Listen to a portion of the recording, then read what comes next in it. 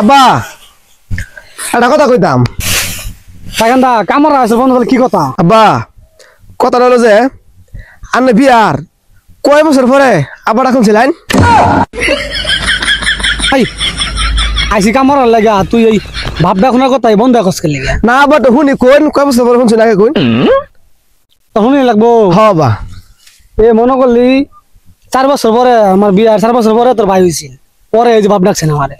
ও 4 বছর পরে আব্বা ডাকুন শুন? হ্যাঁ তাহলে ভাই তুমি কয় বছর পরে আব্বা ডাকুন? আমি বিয়ার 2 বছর পরে বাপ ডাক শুনছি।